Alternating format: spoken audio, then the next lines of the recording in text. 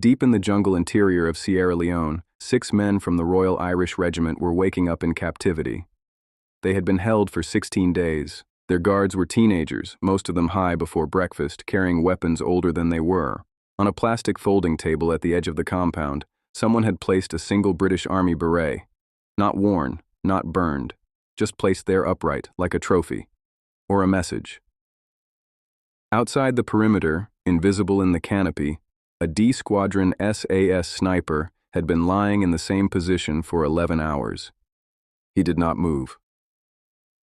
By the time Operation Barras launched that morning, Sierra Leone had been consuming itself for 9 years. The government had collapsed twice. UN peacekeepers had been taken hostage. Into that vacuum, a faction emerged too chaotic even for the main rebel forces, the West Side Boys.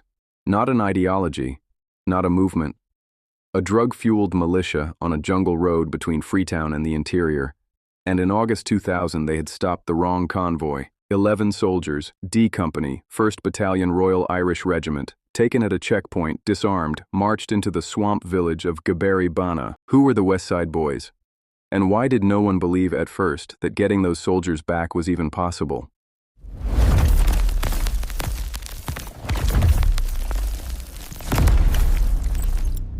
Their leader was Fode Calais, 25 years old, addicted to amphetamines and palm wine brewed in the bush. He gave orders at 3 in the morning and countermanded them by noon. He believed he could negotiate British diplomatic recognition of the West Side Boys as a legitimate political force. He had no idea what that demand would set in motion. What Calais commanded was not an army. It was something harder to plan against.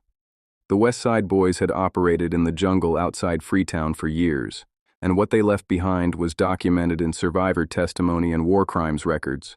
Villages burned to the foundation, children conscripted at gunpoint and handed AK-47s before they were teenagers, captives made to commit atrocities against their own families as a form of initiation, a deliberate act of severance, designed to make return impossible.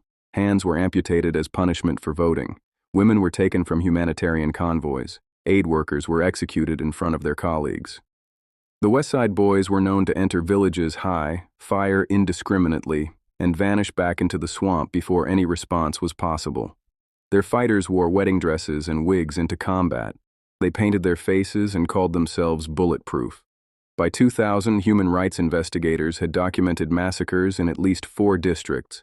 The international community had been watching for years and done nothing. The RUF, Sierra Leone's main rebel movement, had publicly disavowed them as too unstable to deal with.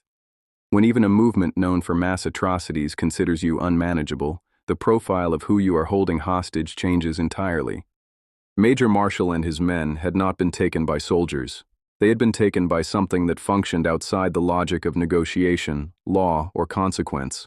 Which was why, when the British government began talking publicly about dialogue, the planning going on quietly behind that conversation looked nothing like diplomacy. For 16 days, British negotiators talked.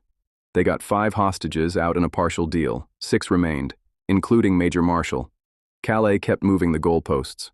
What he did not know, what none of his sentries watching the tree line knew, was that SAS close target reconnaissance teams had already been living in the jungle around Bana for 6 days. How do you build an intelligence picture precise enough to assault an unknown compound at dawn? And what happens when the margin between rescue and massacre is a single unlocked door? The answer was methodical and slow. Patrols moved through the swamp at night in 2- and 3-man teams, mapping every building, every sentry post, every guard rotation. They tracked how long it took each sentry to complete his loop. They noted which guards slept at their posts and at what hour. Thermal imaging confirmed where the hostages slept, which room, which corner, which wall they were closest to. The teams measured sight lines between buildings, identified fields of fire, located the water's edge on the compound's south side where escape routes into the swamp were possible. What they found complicated everything. A second site, Magbeni, 400 meters across the river, where the bulk of the West Side Boys' fighting strength was quartered. Estimated strength between 200 and 300 fighters in prepared defensive positions. If Magbeni heard the assault on Bana begin, the hostages were dead before the second team touched ground. 2 sites, 2 assault forces, both had to hit simultaneously. D Squadron SAS and 2 companies of 1st Battalion Parachute Regiment, coordinating to the 2nd, across a 400-meter gap in West African jungle, against a force whose movements were chemically unpredictable. The planners faced a specific problem. Radio communication in the final approach created intercept risk. A signal picked up on a scanner, a burst of static on the wrong frequency, a transmission that went a half-second too early. Any of it could alert Magbeni before Gaberi Bana was hit, so they removed the transmission entirely. Both forces would move on a single shared signal that required no radio, no countdown, no confirmation. The Chinooks crossing the tree line at exactly 6:16. The sound was the order. If you heard it, you moved. There was no second instruction coming. The assault teams rehearsed the breach 11 times on a replica compound 30 kilometers away. They knew the distance from the landing zone to the hostage building down to the footstep. They knew which room Major Marshall was sleeping in. The beret on the table stayed where it was. No one touched it. At 6:16 in the morning, 4 Chinook helicopters crossed the tree line simultaneously. 3 hit Gaberi Bana, 1 hit Magbeni. D Squadron moved through suppressing fire without slowing, room by room in darkness, weapon lights cutting through muzzle flash. Why does a mission called Certain Death succeed when every model says it shouldn't, and what happens in the seconds when the plan meets the building and they stop being the same thing? What happens is this: Sergeant Simon Hogbin was shot and killed in the compound. 38 years old, the only SAS fatality. His death came in the gap between 2 planned arcs of suppressive fire, 3 meters wide, existing for 11 seconds. He walked into it. The rest of D Squadron did not stop. Major Marshall and the 5 remaining hostages were found in the first building cleared. 1 had a minor wound. The others were unharmed. Moved to the Chinooks in under 6 minutes from first breach. At Magbeni, the paras were in a different fight. Armed, alert West Side boys in prepared positions.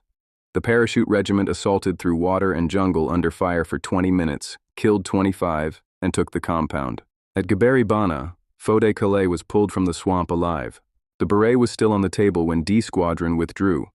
Major Alan Marshall had spent 16 days learning the weight of controlled fear. He mapped the compound in his head, pacing distances, measuring window heights, tracking guard rotations. He shared none of it with his men. He carried it alone. Every morning he watched the beret on the folding table and told himself, as long as it's upright, something is coming. When the first Chinook crossed the tree line, he was already awake. He had been awake since 4. He heard the rotors before anyone else in the building. He lay still on the floor and counted to 3. Then the door came off its hinges and a torch swept the room. The first thing he registered was the accent, Northern Irish. A ranger from D Squadron talking to him in the dark like they'd just met in a car park. Marshall said something back. He doesn't remember what. He was already moving. Operation Barras lasted 18 minutes at Gaberi Bana, 11 at Magbeni, 1 SAS soldier killed, 1 wounded, 25 West Side boys killed, 18 taken prisoner. Fode Calais sentenced to 50 years by a Sierra Leone court. All 6 Royal Irish Regiment hostages recovered alive. The British Ministry of Defence confirmed the operation's existence that afternoon. The statement was 4 sentences long. The beret was recovered from the compound table and returned to its owner. Which soldier it belonged to was never confirmed publicly. It is still in someone's kit bag. Upright or folded, nobody has said. There are men who planned for every contingency inside that compound, and one they didn't, and the mission succeeded anyway. That gap, between what planning can reach and what execution has to carry alone, is the thing that doesn't appear in any debrief. It just lives in the 18 minutes, in the 11 seconds, in the 3 meters nobody drew on any map.